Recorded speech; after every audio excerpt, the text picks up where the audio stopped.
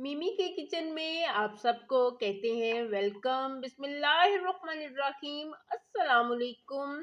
आज फिर आपके लिए बहुत ही मज़ेदार सी एक रेसिपी लेके हाजिर हुए हैं। 2 इंग्रेडिएंट स्वीट्स रेसिपी, मेलों में मिलने वाली ये बर्फी की रेसिपी है और यकीनन आपको रेसिपी पसंद आएगी। उसके लिए आपने रहना है हमारे साथ। और जो इंग्रेडिएंट्स लिए हैं उनमें सबसे पहले हमने लिया है मैदा, 1 बॉल यानी कि 1 पाव हमारे पास है मैदा। और यहाँ पे हमने लिया है एक पैन और पैन में हमने शामिल किया है घी, उसको हमने कर लिया है मेल्ट।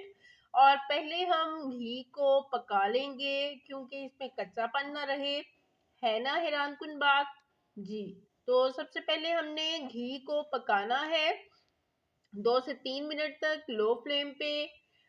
जब घी थोड़ा सा जो है हमें लगे कि पक गया है तो उसमें हम शामिल करेंगे अपना मैदा, जो कि हमने लिया है 1 पाव या 1 बॉल। और इसको हम शामिल कर देंगे अपने घी में और इसको हम कर लेंगे रोस्ट। मैदे को हमने उसी तरह से रोस्ट करना है जिस तरह से हम हलवा पकाते हुए सूजी को रोस्ट करते हैं, या फिर बेसन का हलवा बनाते हुए या बेसन की बर्फी बनाते हुए बेसन को रोस्ट करते हैं। उसी तरह से हम मैदे को कर लेंगे रोस्ट। और इतना कर लेंगे कि इसमें से खुशबू सी आना शुरू हो जाए और इसका जो कच्चापन है वो दूर हो जाए। तो सबसे पहले मैदे को रोस्ट कर लेते हैं और अब इसमें मैं शामिल कर रही हूँ वनीला एसेंस। वनीला एसेंस जो है वो खुशबू जो है वो बढ़ाएगा इसकी।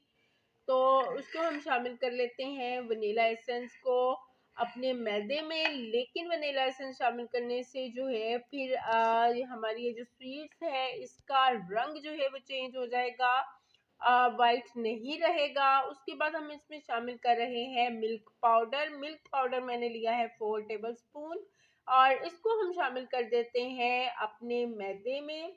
और दोनों चीज़ों को हम एक साथ जो है वो रोस्ट कर लेते हैं। हाँ जी, तो मैं आपसे ये कह रही थी कि वनीला एसेंस शामिल करने से कलर इसका चेंज हो जाएगा और बिल्कुल ऐसे हो जाएगा जैसे मेलों में जो स्वीट्स मिलती है, मिठाई मिलती है उस तरह से। लेकिन अगर आप चाहते हैं कि इसका रंग जो है वाइट ही रहे, अब वनीला एसेंस को शामिल नहीं करें, आप उसमें इलायची के दाने शामिल कर लें या इलायची पाउडर जो है वो ½ टी स्पून शामिल कर लें। तो उससे रंग जो है वो वाइट रहेगा, ब्राउनिश नहीं होगा। तो उसके बाद आप रोस्ट कर लें। जैसे जो है ये आपकी चॉइस पे डिपेंड करता है कि जैसे आप पसंद करें उस तरह से आप कर लें। तो उसके बाद जो है इसको अच्छे से हम रोस्ट करेंगे और निकाल लेंगे एक बाउल में। बाउल में निकालने के बाद हम इसमें शामिल करेंगे ½ बॉल चीनी। चीनी ये जो है मेरी थोड़ी बारीक चीनी है, इस वजह से मैंने इसको दरदरा नहीं किया है। आपकी अगर मोटी चीनी हो तो आप इसको दरदरा से कर लें, उसके बाद शामिल करें और अच्छे से मिक्स कर लें, इस वजह से कि ये जो है मैदे का जो हमारा हलवा सा है इसमें अच्छी तरह से डिज़ोल्व हो जाए। लेकिन अगर बिल्कुल ज़्यादा डिज़ोल्व नहीं भी होती है, बिल्कुल मिक्स नहीं होती है, तो इसके जो दाने दाने से हैं ये हमारी स्वीट्स के फ्लेवर को बढ़ाएंगे। इस वजह से आपने जो है इसको ऐसे ही मिक्स कर लेना है। थोड़े दाने रहेंगे, उससे कोई इशू नहीं होने वाला, वो फ्लेवर को बढ़ाएंगे। और यहाँ पे मैंने चीनी और हलवे को अच्छे से कर लिया है मिक्स। और अच्छे से मिक्स करने के बाद हम इसको निकालेंगे किसी प्लेट में। यहाँ पे मैंने ली है एक वाइट प्लेट और इसमें मैं इस बैटर को जो है वो निकाल लेती हूँ और निकालने के बाद हम इसको सेट कर लेते हैं प्लेट में।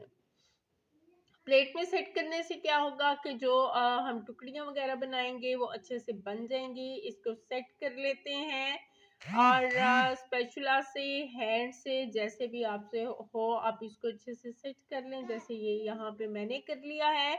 और उसके बाद जो है हम 1 से 2 चीज़ें इसके ऊपर गार्निश के लिए डालेंगे। और उसके साथ ही आपसे रिक्वेस्ट है कि चैनल को सब्सक्राइब ज़रूर कर दीजिएगा। वीडियो पसंद आए तो लाइक कर दिया करें। वीडियो पसंद ना आने की सूरत में भी जो है कमेंट कर दिया करें। हमें जो है सुजेशन आप दे सकते हैं, हमें अपना फीडबैक दे सकते हैं। तो यहाँ पे हमने इसको कर लिया है सेट और उसके ऊपर गार्निश के लिए हम डालेंगे, यहाँ पे मेरे पास है कोकोनट फ्लेक्स। कोकोनट फ्लेक्स हम इस पे डालेंगे और कुछ थोड़े-थोड़े से करके इस तरह से, और उसके साथ मैंने लिए हैं कुछ आलमंड्स, और आलमंड्स को मैंने काट लिया है। और कोकोनट फ्लेक्स और आलमंड्स दोनों जो है उनके साथ मैं इस अपनी स्वीट्स को, ट्रू इंग्रेडिएंट स्वीट्स को मैं जो है गार्निश कर लूँगी अच्छे से। और अब अगर आप चाहें तो इसको रख सकते हैं रेफ्रिजरेटर में हाफ आवर के लिए, वहाँ पे अगर रखेंगे तो अच्छे से सेट हो जाएगी। लेकिन मेरे पास चूँकि इस वक्त ज़्यादा टाइम नहीं था, मैंने वीडियो को कंप्लीट करना था, आप लोगों को दिखाना था, इस वजह से मैंने फ्रेश ही इसकी टुकड़ियों को काट लिया है। अगर आप फ्रीज़र में रखने के बाद आप इसको काटते हैं या 1 आवर तक जो है इसको रखते हैं और उसके बाद काटते हैं तो आपकी टुकड़ियाँ ज़्यादा आसानी से जो है वो कट जाएंगी और ज़्यादा अच्छी शेप में। मैंने बिल्कुल फ्रेश जो है इनको काटा है। और ये जो भी रेसिपी है मेरी आपके सामने, ये चीज़ रेडी है। आपको पसंद आए तो प्लीज़ फीडबैक दीजिएगा और दुआ में याद रखिएगा, अपने अपनी फैमिली का ख्याल रखिएगा। फी अमान अल्लाह, अल्लाह हाफिज। अल्लाह पाक दस्तरखान की नेमतें, बरकतें जो है हमेशा कायम दायम रखे, अपनी रहमतें जो है हमारे दस्तरखानों पे रखे। दुआ में याद रखिएगा।